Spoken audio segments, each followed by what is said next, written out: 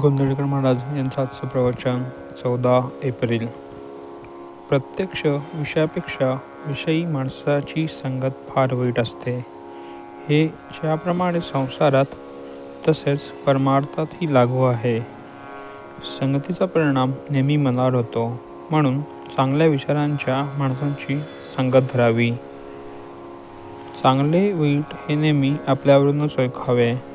स्वतःला सुधारण्याऐवजी आपण जगाची सुधारणा करायला जातो, हेच आपले चुकते. जगात संत असतील असे पुष्कळ यांना वाटतच नाही. संताला ओळखायला आपल्या अंगी थोडे तरी भगवंताचे प्रेम असायला पाहिजे.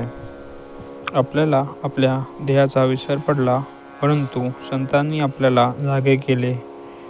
चुकीची वाट चालत असताना अरे तू वाट चुकलास अशी जागृती संतांनी आपल्याला दिली, तेव्हा जिकडे पाठ होती तिकडे आपण तोंड केले आणि पुन्हा चालू लागलो तर आपण योग्य स्थळी जाऊ. संत आनंदरूप झाल्यावर स्वस्थ बसत नाहीत. ते ज्या लीला करतात त्या जगाच्या कल्याणासाठी असतात. त्यावेळीही ते आपल्या मूळच्या आनंदातच असतात. ते स्वस्थ बसलेले दिसले तरी जगाचे कल्याणच करीतच असतात. आपण धडपड करून फुकट मरतो, त्यापेक्षा ते स्वस्थ बसून जिवंत राहतात, हे केव्हाही चांगलेच होय. संत आनंदरूप झालेले असल्यामुळे त्यांच्या वचनानुसार आपण जाऊया. लोकांना उपदेश करण्यामध्ये संतांचा हेतू एकच असतो, आणि तो हा की जे मला कळले आहे ते लोकांना कळून लोक सुखी होऊ द्या. संत आपल्याला स्वार्थासाठी सांगत नसल्याने त्यांचे म्हणणे आपल्याला खोटे कसे म्हणता येईल. प्रपंच हा दुःखमय आहे हे कळल्यावर यावर काहीतरी उपाय केला पाहिजे.